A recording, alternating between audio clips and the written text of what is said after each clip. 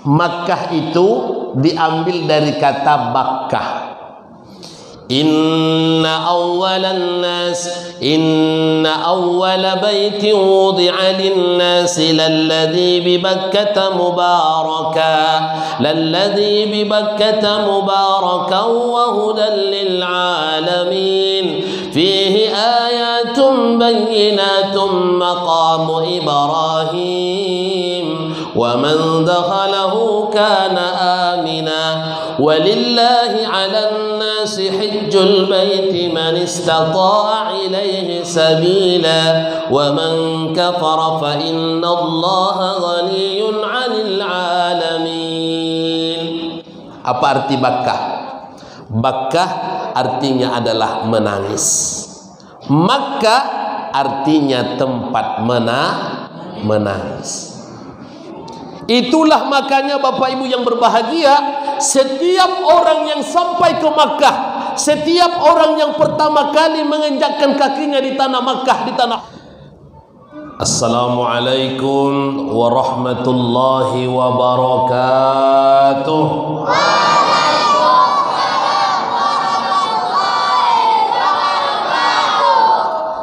Alhamdulillahilladzi asra bi'abadihi laylan minal masjidil haram bimakkati al-mukarramah ilal masjidil aqsa bi Palestin alladzi barakna hawlahu linuriyahu min ayatina innahu huwas sami'ul basir.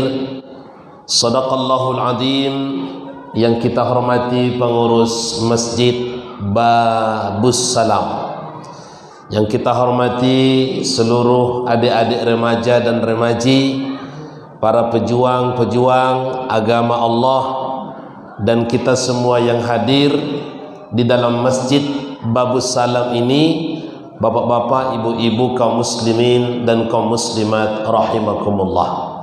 Dengan mengucapkan kalimatut tahmid, alhamdulillahi rabbil alamin. Kita bersyukur kepada Allah, malam ini kita diberikan nikmat. Salah satu nikmat yang diberikan Allah kepada kita adalah nikmat keimanan dan keislaman, sehingga kita dapat melaksanakan ibadah salat isya berjamaah. Mudah-mudahan salat isya kita tadi diterima oleh Allah Subhanahu wa taala. Amin ya rabbal. Kemudian kita haturkan, kita sampaikan salawat dan salam kepada Rasulullah Muhammad sallallahu alaihi wasallam. Mudah-mudahan kita mendapatkan syafaat beliau di yaumul qiyamah, yaitu syafaat yang sangat kita harapkan. Adalah syafaatul uzma, syafaat kebesaran, syafaat kemuliaan daripada Nabi Muhammad sallallahu alaihi wasallam. Untuk itu sama-sama kita mengucapkan Allahumma salli ala Muhammad wa ala ali. Sesempurna-sempurnanya salawat kalau kita iringi dengan salam. Assalamu alayka ya Rasulullah, assalamu alayka ya Habiballah, assalamu alayka ya Nabiyallah, assalamu alayka ya Safwatallah, assalamu alayka ayyuhan nabiyyu wa rahmatullahi. Assalamu alaik zainal anbiya, assalamu alaik atqal atqima. Salli ala Muhammad wa ala ali. Gimana, enak solawatnya? Enak atau tidak? Ya, sama-sama lagi. Ya Rasulullah,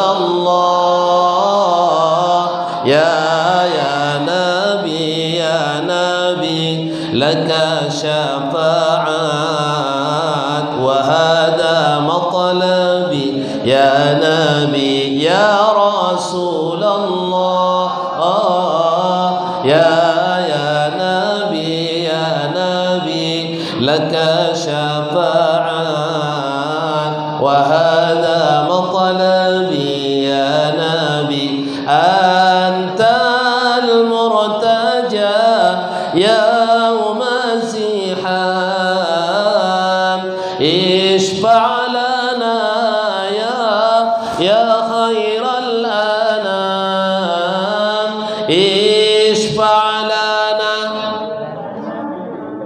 lemah betul baterainya. Isfa'lana lana lana ya habibana, isfa'lana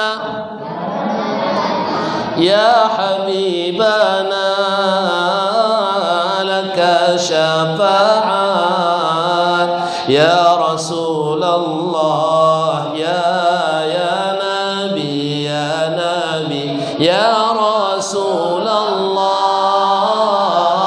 ya Nabi, ya Nabi, laka syafa'at.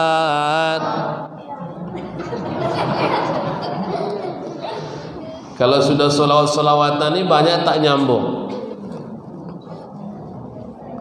Adik-adik, apa kabar semuanya? Sehat? Coba yang lebih rapi duduknya. Kalau kau anak soleh duduk rapi. Nah, dah sekali aja, sebanyak-banyak. Baik Bapak Ibu yang dirahmati Allah Subhanahu wa ta'ala. Isra wal Mi'raj. Ada Isra, ada Mi'raj. Isra, perjalanan Nabi Muhammad yang mulia dari tempat yang suci ke tempat yang suci, dari Masjidil Haram di Makkah Al-Mukarramah ke Masjidil Aqsa di Palestina. Makkah ke Palestina 1250 km lebih kurang. Dulu kalau orang naik unta sebagai kendaraan termodern di saat itu, dari Makkah ke Palestina ditempuh lebih kurang 40 hari 40 malam dulu. Sekarang bisa orang dari Makkah ke Palestina dengan naik pesawat lebih kurang 4 hingga 3 jam. Pertanyaannya, lebih cepat dulu atau sekarang? Bapak Ibu rahimakumullah, Masjidil Haram yang terletak di kota Makkah, sengaja mulai dari situ Nabi diberangkatkan oleh Allah Subhanahu wa ta'ala. Kenapa dari Makkah? Karena perjalanan Isra Mi'raj ini perjalanan yang suci. Karena ini perjalanan yang suci, maka berangkatnya pun harus dari tempat yang suci. Apa tempat yang suci? Masjid.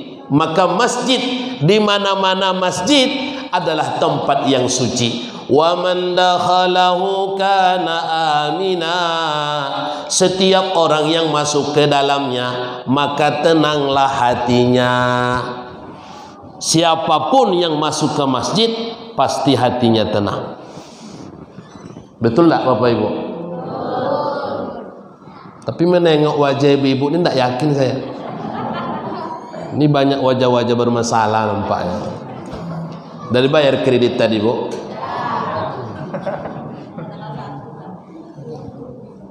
Ketenangan itu didapatkan dalam masjid. Siapa yang masuk ke dalam, maka akan amanlah dia. Siapa yang sampai ke Makkah, masuk dia ke Masjidil Haram, dia akan melihat Ka'bah sebagai salah satu bukti tanda-tanda kebesaran Allah Subhanahu wa ta'ala. Maka siapa yang masuk ke dalam, dia pun akan merasakan aman. Makkah. Apa arti Makkah? Bapak Ibu yang hadir ini pasti sudah ada yang sampai ke Makkah. Sekarang saya tanya, Makkah itu artinya apa?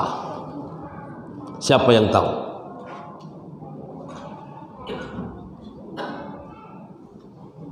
Ibu-ibu, apa arti Makkah? Bapak-bapak? Makkah itu diambil dari kata Bakkah. Inna awwala baitin wudi'a lin-nasi lalladhi bi Bakkata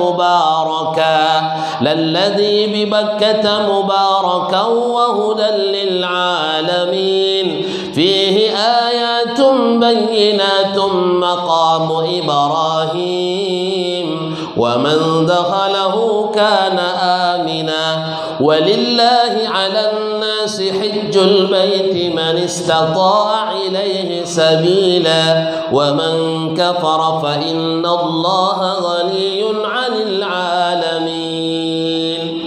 Apa arti Bakkah? Bakkah artinya adalah menangis. Makkah artinya tempat menangis. Itulah makanya Bapak Ibu yang berbahagia, setiap orang yang sampai ke Makkah, setiap orang yang pertama kali menginjakkan kakinya di tanah Makkah, di tanah haram, maka dia pasti akan menangis. Kenapa menangis? Karena itu adalah tempat yang dijadikan sebagai tempat untuk menangis. Dia menangis karena melihat tanda-tanda kebesaran Allah di sekitar Makkah itu. Setiap orang yang sampai ke sana pasti dia akan menangis. Tidak ada orang yang tidak menangis sampai ke sana. Bahkan belum sampai dari tanah haram itu, masih dalam perjalanan menuju ke tanah haram, ketika ada pemberitahuan dari gaeknya, dari pembimbingnya, bapak-bapak, ibu-ibu, jamaah sekalian yang dah hadir, kita sebentar lagi akan menginjakkan kaki di tanah haram. Mendengar itu, maka mulailah bercucuran air matanya. Apalagi ketika dia masuk ke dalam Masjidil Haram, ketika dia menatap Ka'bah yang selama ini dia hanya melihat di gambar saja, ketika dia melihat Ka'bah yang sangat begitu indah rupanya, yang sangat begitu menakjubkan dia melihatnya, saat itu kemudian makin berurai air matanya. Bahkan kemudian ketika dia bertawaf di Ka'bah itu, semakin bercucuran air mata. Memang tempat itu tempat untuk orang menangis. Bapak Ibu yang berbahagia, lalu Nabi Muhammad SAW diberangkatkan dari tempat yang mulia itu dengan tujuan kita sebagai umat beliau, supaya kita kemudian berangkat juga berziarah ke tempat yang mulia itu. Maka usahakan ini, semua jamaah yang hadir, usahakan sekurang-kurangnya sekali seumur hidup injakkanlah kaki di tanah haram. Dari mana dapat uangnya Pak Ustaz? Jangan tanya Pak Ustaz. Kami ini orang miskin Pak Ustaz. Itu ndak urusannya Ustaz. Mana mungkin saya bisa sampai ke tempat itu? Berdoalah kepada Allah.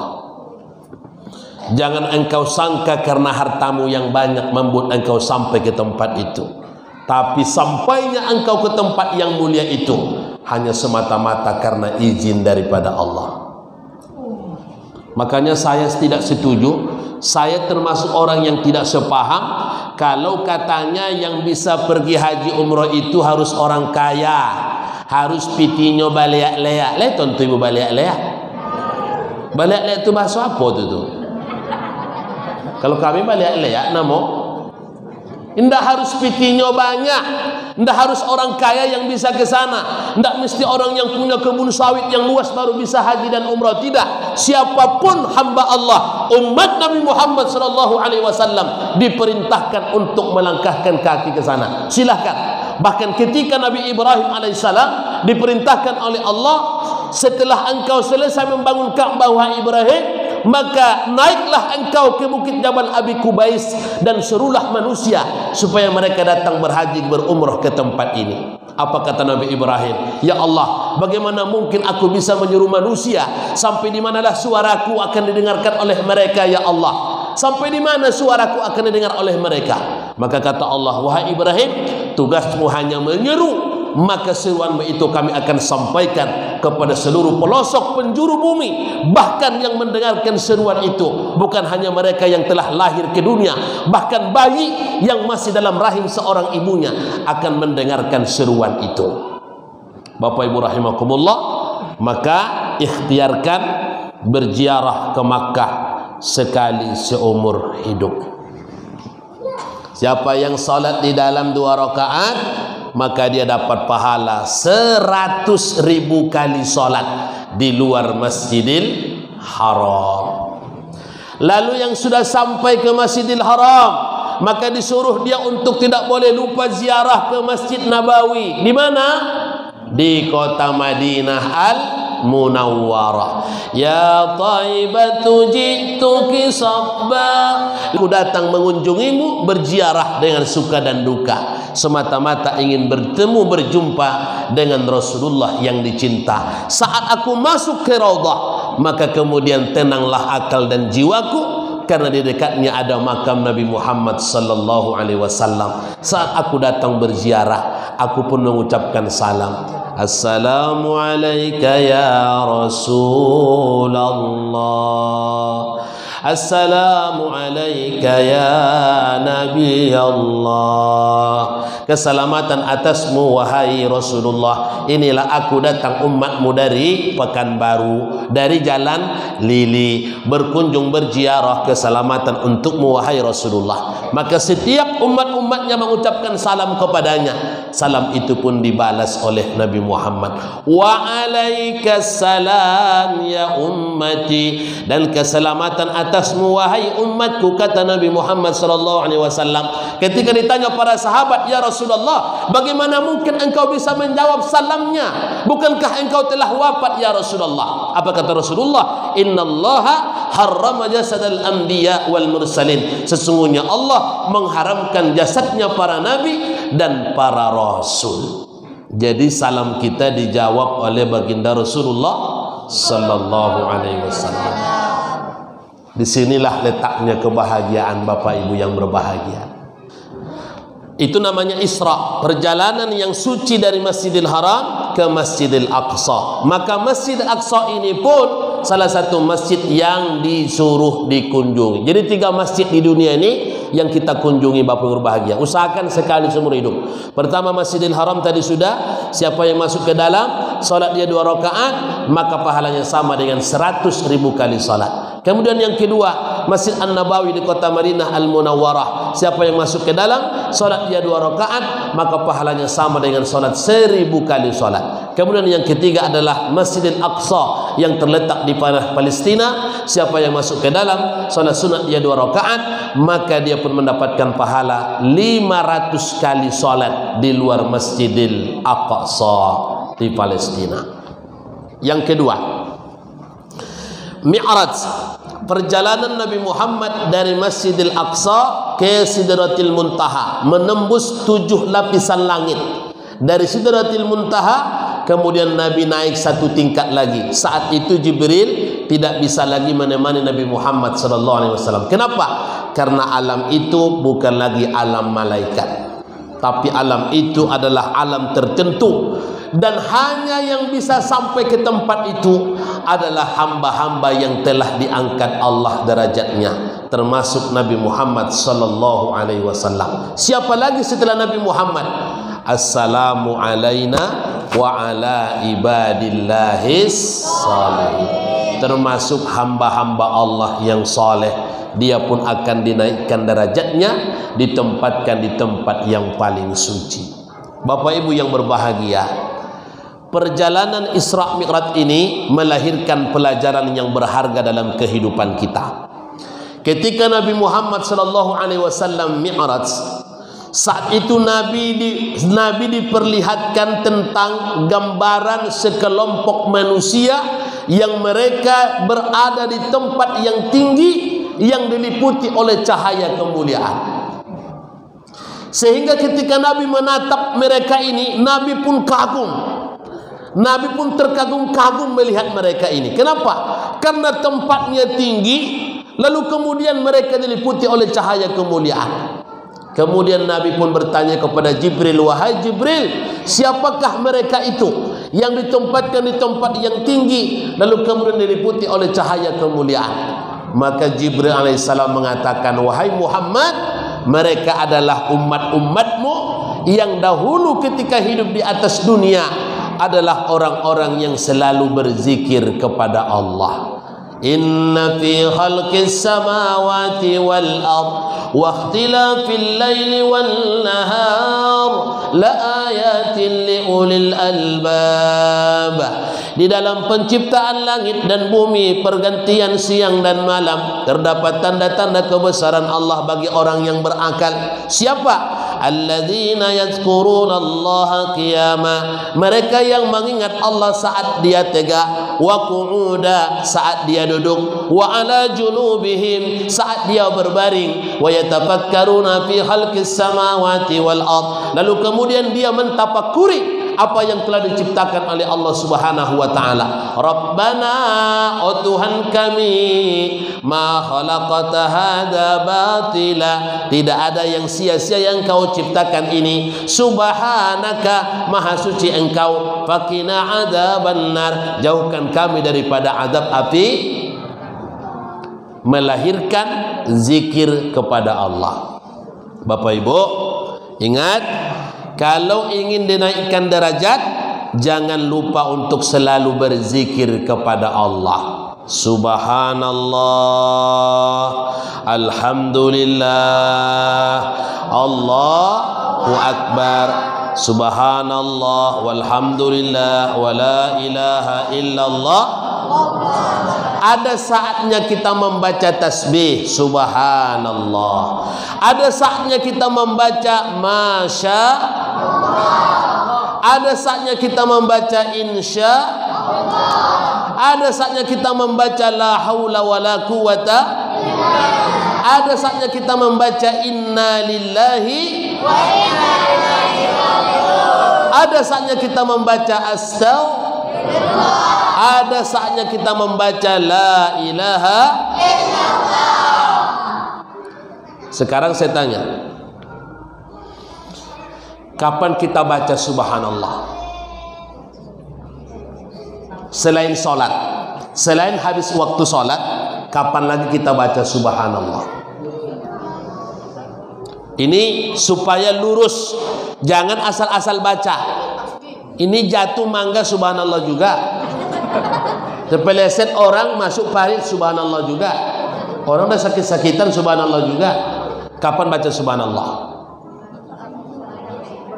Kapan saja kita mendengar sesuatu yang bertentangan dengan Allah, maka kita baca subhanallah. Kalau ada orang mengatakan Allah tidak punya kuasa, apa kita baca? Subhanallah, maha suci Allah daripada itu. Ada orang mengatakan Tuhan itu beranak, maka kita baca apa? Subhanallah, maha suci Allah daripada itu. Lam yalidi wa lam yulad wa lam yakul lahu kufuwan. Dua, masya Allah. Kapan kita baca masya Allah? Jangan sikit-sikit masya Allah, sikit-sikit masya Allah. Kapan kita baca masya Allah? Kapanpun kita melihat keindahan-keindahan yang mengagumkan, maka yang kita baca masya Allah. Tiba-tiba suami pakai kain sarung, pakai baju koko, ya, pakai peci, pergi sholat ke masjid. Menengoknya apa kata bininya? Masya Allah. Jangan dipegang keningnya, aneh bang. Sesuatu yang membuat kita kagum itu masya Allah. Sudah. Dua, tiga, insya Allah. Nah, kapan kita baca insya Allah? Jangan sikit-sikit insya Allah. Orang nanya nasi dah masak, insya Allah. Lauk dah masak, insya Allah. Apa hubungan nasi masak dengan insya Allah? Kapan kita baca insya Allah tuh? Kapan? Hah? Ketika akan hendak melakukan sesuatu tapi belum dilakukan, akan dilakukan, maka kita baca apa? Insya Allah. Contoh, ada seorang ibu-ibu datang ke rumah, Bu Yanti, ya, besok malam ada acara di rumah mendoa. Datang ya Bu Yanti. Apa yang dijawab? Tunggu dulu, ibu mau datang atau enggak? Kalau mau datang, insya Allah. Tapi kalau ibu tak mau datang, tak usah bilang insya Allah. Ini jelas-jelas dia tak mau datang. Insya Allah. Itu malah kita merendahkan ayat. Hati-hati. Udah jelas dia tak bisa datang, insya Allah juga dibilangnya. Jadi insya Allah itu ayat Quran Bapak Ibu berbahagia. Ucapan siapa insya Allah dalam Quran itu? Ucapan Nabi Ismail kepada ayahnya Nabi Ibrahim. Apa kata Ibrahim? Qala ya bunayya inni ara fil manam anni atbahuka fanzur madza tara. Qala ya abati if'al ma tu'mar satajiduni insyaallah minas sabirin. Maka ucapkanlah insya Allah ketika akan hendak melakukan sesuatu. Tapi jika engkau tidak ada keinginan untuk melakukan sesuatu itu, maka tidak usah engkau bilang insya Allah. Apa lagi? Inna lillahi wa inna ilaihi raji'un. Kapan kita baca itu? Saat mendapat musibah. Apa saja musibahnya? Inna lillahi wa inna ilaihi raji'un. Dan tolong diluruskan cara mengucapnya, karena itu ayat Quran. Inna lillahi wa inna ilaihi raji'un. Jangan raji'un. Apa-apa. Raji'un. Ada lagi yang baca inna lillahi wa inna lillahi raji'un. Dua kali inna lillahi-nya. Inna lillahi wa inna lillahi raji'un. Salah. Yang betulnya apa?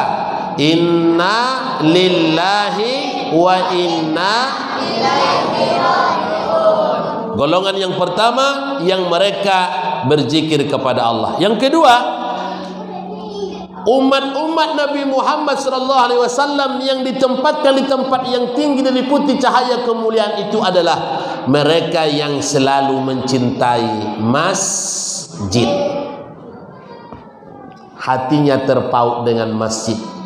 Maka yang mencintai masjid, yang selalu rindu dengan masjid, yang selalu suka melangkahkan kaki ke masjid, ini adalah gambaran-gambaran yang akan dinaikkan derajatnya dan diliputi cahaya kemuliaan. Amin ya Rabbal Alamin. Kemudian yang ketiga, ini yang tidak kalah pentingnya. Siapa yang diangkat derajatnya, yang diliputi cahaya kemuliaan, yang dilihat Nabi waktu Isra Mi'raj itu?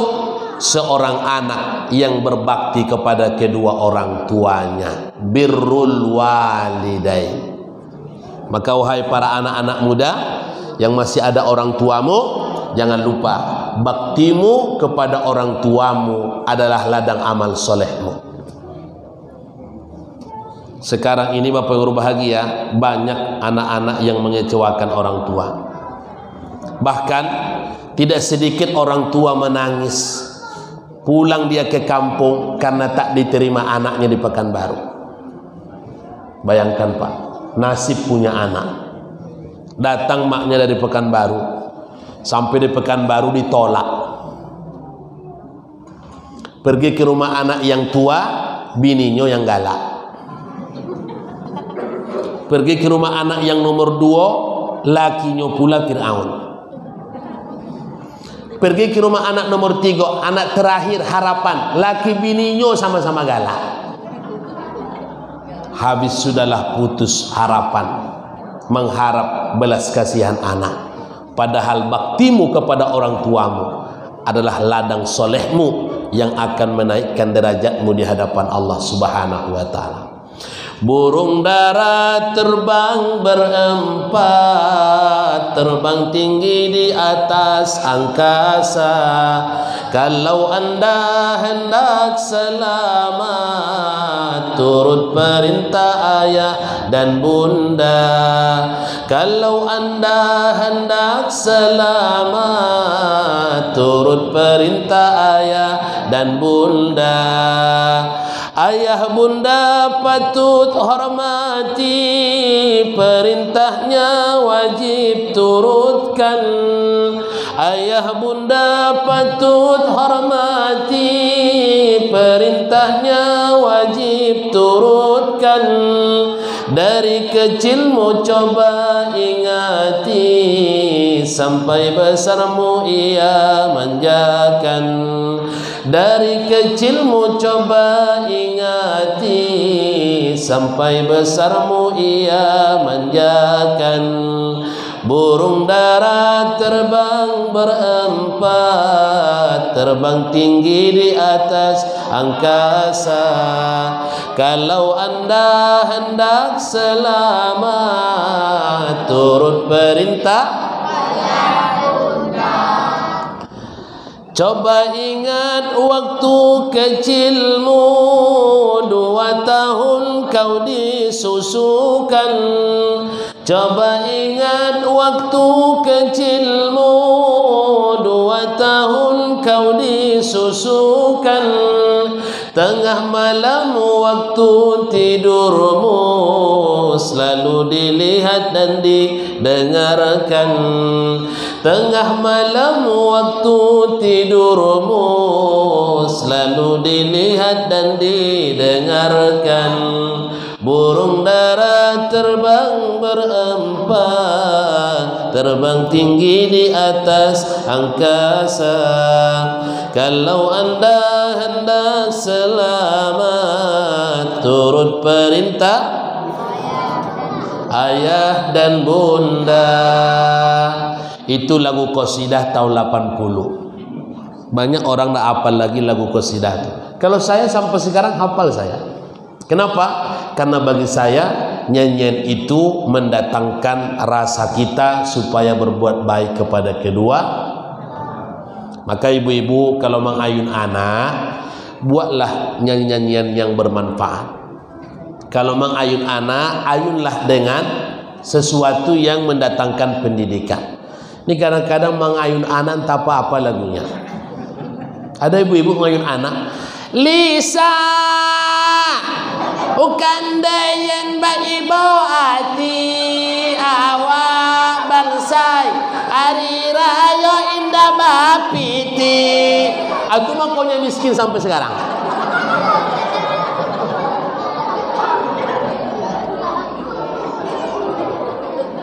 Ya enggak? Tapu apa nyanyinya?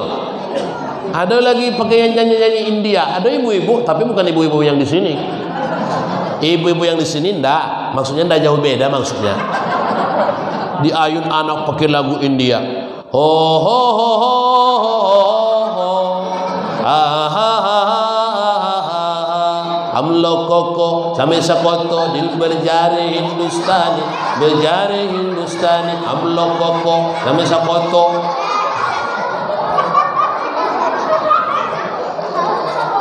Buatlah lagu-lagu salawat. Ya Habibal Qalbi, Ya Khairal Baraya, Ya li jikta bil haqqi Rasulal Hidayah.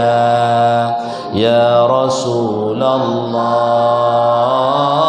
Ya Habiballah, Ya Rasulullah, Ya Habiballah. Itu anak tuh kalau diayun dengan itu maka tenanglah jiwanya. Dah.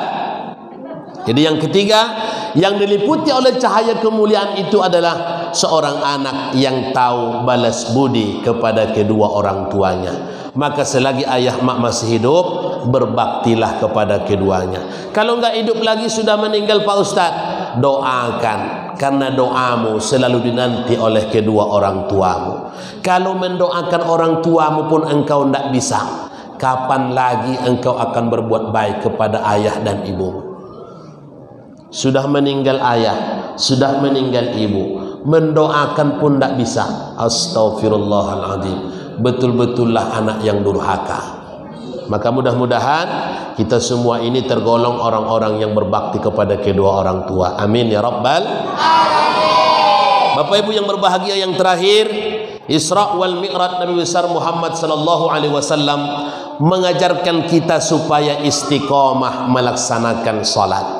Ingat, tidak ada nilai kita di hadapan Allah kalau kita tidak salat. Tidak ada derajat kita di hadapan Allah kalau kita tidak salat. Maka sehebat apapun engkau di atas dunia, kalau engkau tidak salat, maka dalam pandangan Allah engkau tidak ada nilai apa-apanya. Oleh karena itu, maka jadilah pribadi-pribadi yang menegakkan salat. Bahkan kata Rasulullah sallallahu alaihi wasallam, ajarkan anakmu salat, suruh dia salat. Kalau sudah umurnya 10 tahun tak mau salat, maka pukul dia dengan pukulan yang mendidik. Artinya apa? Bukan pukulan yang membekas, tapi pukulan yang mendidik. Kemudian tegakkan salat dalam rumah tanggamu. Wa'mur ahlaka bis salati wastabir 'alaiha. Suruhlah keluargamu melaksanakan salat dan bersabarlah engkau menyuruhnya. Anak selalu diingatkan salat. Pokoknya masuk waktu salat ingatkan. Menantu yang tinggal di rumah ingatkan dia salat. Maka ibu-ibu, bapak-bapak, kalau ingin mendapatkan menantu, carilah menantu yang salat. Jangan asal mencari menantu. Sekarang ini zamannya zaman edan. Oleh karena itu, cari menantu-menantu yang salat. Kalau sudah dia salat, kemudian lihat bertanggung jawab dia atau tidak. Karena kalau tidak bertanggung jawab, besok anak gadis kita disia-siakannya. Maka berapa banyak sekarang ini para suami-suami yang jahat terhadap istrinya. Baru nikah 1 bulan udah ditendangnya bininya. Na'udzubillahi min.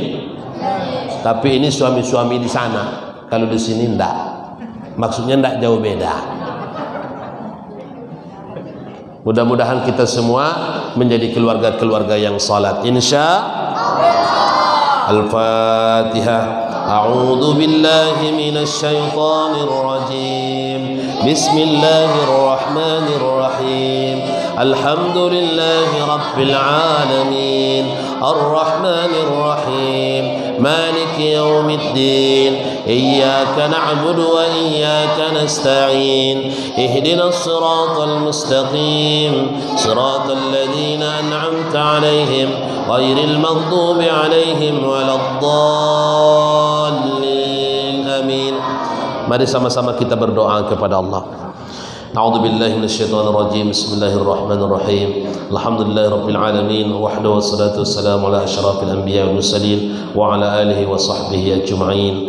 Allahumma ighfir lana dhunubana wa liwalidina warhamhuma kama rabbayana shaghira. Allahumma inna nas'aluka 'ilman nafi'a wa rizqan tayyiba wa 'amalan mutaqabbala. Allahumma ansurna wa man nasara ad-din. Allahumma ansurna wa man nasara ad-din. Allahumma ighfir lana dhunubana wa liwalidina warhamhuma كما ربيانا صغيرا. اللهم اجعل جمعنا هذا جمعا مرحوما وتفرقنا من بعده تفرقا معصوما. اللهم أرنا الحق حقا وارزقنا اتباعه وارنا الباطل باطلا وارزقنا اجتنابه.